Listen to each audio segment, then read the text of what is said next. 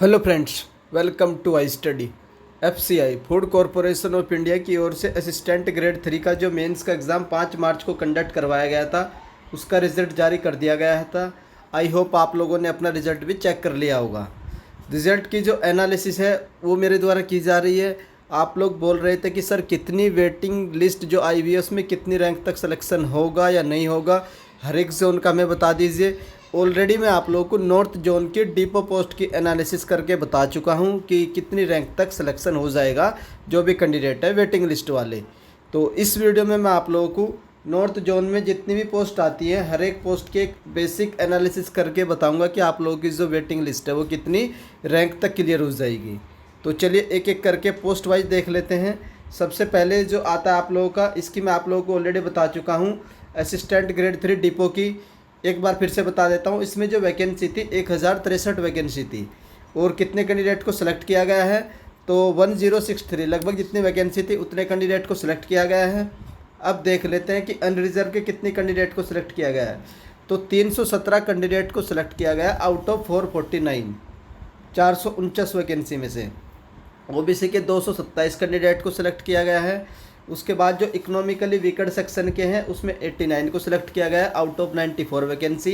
SC के 202 candidate को select किया out of 203 vacancy and ST के हैं 36 आउट ऑफ 36। उसके बाद वेटिंग लिस्ट कितने कैंडिडेट है, अनरिजर्व के जो है 652 है, ओबीसी के 516, इकोनॉमिकल वीकर सेक्शन के 319 है, एसटी के 398 और एसटी के आप लोगों के 71 है। उसके बाद किस रैंक तक वेटिंग लिस्ट क्लियर होगी, तो सबसे पहले मैं बता देता हूँ अनरिजर्व की जो है 132 तो फिक्स है, जिनकी वेटिंग लिस्ट 132 है उनका तो फिक्स है। सर ऐसा क्यों बोल रहे हो, क्यों फिक्स है? क्योंकि 132 कैंडिडेट इन्होंने ऑलरेडी कम सेलेक्ट किए हैं। यहाँ से आप लोग देख सकते हैं 132 कैंडिडेट जो अनरिजर्व के हैं वो ऑलरेडी इन्होंने कम सेलेक्ट किए हैं, तो 132 तो फिक्स है। बाकी 20% ऐसे कैंडिडेट्स होंगे जो बाहर होंगे। बाहर कैसे होंगे सर? कुछ तो अब्सेंट होंगे। उसके बाद कुछ लोग एलिजिबिलिटी क्राइटेरिया जो होता है उसको फुलफ़िल नहीं कर पाएंगे सर। उसके बाद ये होगा कुछ लोग ऑलरेडी जॉब में चले गए होंगे। तो बहुत सारे 3-4 क्राइटेरिया है जिनमें ऑलमोस्ट मानकर चलिए आप लोग 20% जो कैंडिडेट है वो एब्सेंट रहेंगे। तो जितने बुलाए जा रहे हैं उसका 20% माना जाए तो 50 मोर कैंडिडेट अप्रोक्स मानकर चलिए आप लोग 180 रैंक तक क्लियर होने के चांस है डिपो में अनरिजर्व के लिए। उसी तरीके से ओबीसी की देख लेते हैं, 54 तो फिक्स कैंडिडेट है और 40 मोर कैंडिडेट फॉर पॉसिबल, तो ये तो फिक्स रहेगा। उसके बाद इकोनॉमिकली वीकर सेक्शन के 20 से 30 जो रैंक है वो क्लियर हो सकती है और एससी की 20 से 30 और एसटी की भी 20 से 30 रैंक क्लियर हो सकती है डिपो में। आई होप डिपो की एनालिसिस आप लोगों को समझ आ गई होगी। अब चलते हैं नेक्स्ट पोस्ट पर, असिस्टेंट ग्रेड 3 जनरल की। इसमें 463 वैकेंसी थी, टोटल 462 कैंडिडेट को सिलेक्ट किया गया है। इन 462 में से अनरिजर्व के 127 है आउट ऑफ 189 वैकेंसी। तो यहाँ पर गैप देख लीजिए आप लोग।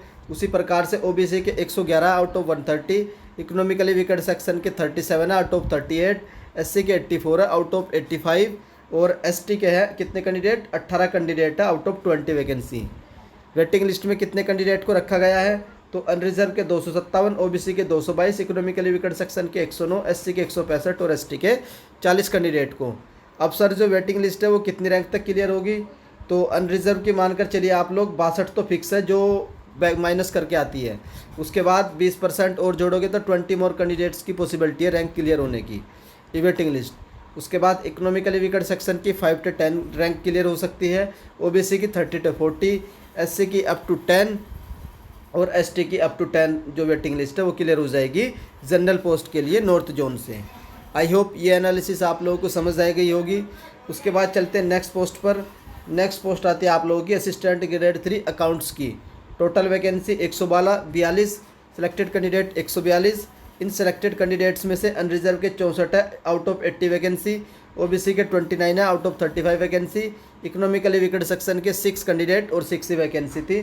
उसके बाद एससी के 18 आउट ऑफ 19 और एसटी के 2 candidate out of 2 vacancy. Waiting list में कितने कैंडिडेट को रखा गया है, तो अनरिजर्व के 127 है, ओबीसी के 76, इकोनॉमिकली वीकर सेक्शन के 31, एससी के 39 और एसटी के 4 कैंडिडेट्स।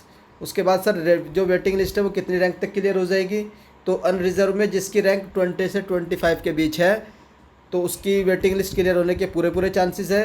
इकोनॉमिकली वीकर सेक्शन में जो रैंक अप टू 5 तक है, ओबीसी में 5 to 10 है, और SC में up to 5 और ST में up to 1 तक रैंक जो है वेटिंग लिस्ट क्लियर होने के चांसेस है। उसके बाद नेक्स्ट पोस्ट पर चलते हैं, असिस्टेंट ग्रेड 3 टेक्निकल की। तो इसमें जो वैकेंसी है वो 611 वैकेंसी है। उसके बाद जो सिलेक्टेड कैंडिडेट कितने सिलेक्ट किए गए हैं, 609 सेलेक्ट किए गए हैं। अनरिजर्व के 299 है आउट ऑफ 351 वैकेंसी। उसी तरीके से OBC के 86 हैं out of 113 vacancy. Economically weaker section के 53 है आउट ऑफ 54 वैकेंसी। उसके बाद जो SC के कैंडिडेट्स हैं वो 80 हैं आउट ऑफ 83 और ST के 7 है आउट ऑफ 8। और जो वेटिंग लिस्ट में कैंडिडेट रखे गए हैं, अनरिजर्व के कितने कैंडिडेट रखे गए हैं, ये आप लोगों के 694 हैं। OBC के 412 हैं, इकोनॉमिकली वीकर सेक्शन के 186 हैं और SC के कितने हैं, 166 कैंडिडेट हैं एंड ST के 16 कैंडिडेट हैं। अब देख लेते हैं जो वेटिंग लिस्ट है वो कितनी रैंक तक क्लियर होगी। तो अनरिजर्व के आप लोग मानकर चलिए 52 तो फिक्स कैंडिडेट है और 60 मोर कैंडिडेट की रैंक जो है वो पॉसिबल है क्लियर होने की वेटिंग लिस्ट में। OBC के 27 फिक्स है, 20 मोर कैंडिडेट्स और इकोनॉमिकली वीकर सेक्शन की अप टू 5, SC की अप टू 10 और ST के 2 to 3 कैंडिडेट की जो वेटिंग लिस्ट में रैंक है वो क्लियर होने की पॉसिबिलिटी है। आई होप ये जो पोस्ट थी इसकी भी एनालिसिस समझ आ गई होगी।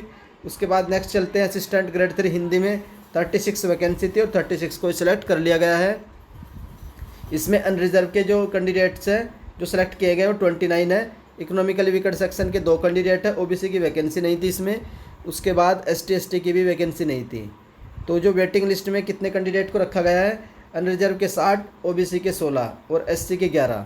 तो और वेटिंग लिस्ट कितनी रैंक तक क्लियर हो सकती है इसमें, तो सिर्फ इसमें अनरिजर्व की ही पॉसिबल है अप टू 10 रैंक तक। अप टू 10 रैंक तक जिनकी भी रैंक है तो उनकी वेटिंग लिस्ट जो क्लियर हो सकती है। अब आती है आप लोगों की स्टेनोग्राफर की। इसका रिज़ल्ट अभी जारी नहीं किया गया है। जैसे ही इसका रिज़ल्ट जारी किया गया जाएगा उसकी इन्फॉर्मेशन आप लोगों को हाई स्टडी चैनल से सबसे पहले दे दी जाएगी। तो ये तो नॉर्थ जोन की एनालिसिस थी। बाकी जो जोन आता है आप लोगों का वेस्ट जोन, तो वेस्ट जोन की एनालिसिस भी मैं आज आप लोगों को करके दे दूंगा। अगर आज नहीं तो मोस्ट प्रोबेबली शाम तक आप लोगों को वेस्ट जोन की एनालिसिस मिल जाएगी। फिर उसी तरीके से ईस्ट जोन की, साउथ जोन की, तो जितने भी जोन है 1-2 दिन तक, कल तक आप लोगों को हर एक जोन की एनालिसिस मिल जाएगी। अगर आप लोगों को हाई स्टडी चैनल की ओर से की गई एनालिसिस पसंद आती है तो आप वीडियो को लाइक कर सकते हैं और अगर चैनल पर फर्स्ट टाइम विजिट कर रहे हो तो चैनल को सब्सक्राइब कर लीजिए। कोई भी डाउट हो, डॉक्यूमेंट वेरिफिकेशन के रिगार्डिंग हो या किसी भी डॉक्यूमेंट के रिगार्डिंग हो, आप लोग कमेंट करके पूछिएगा। वो डाउट आप लोगों का कमेंट सेक्शन में क्लियर हो जाएगा। आई होप वीडियो पसंद आई होगी। वीडियो देखने के लिए धन्यवाद। Thank you.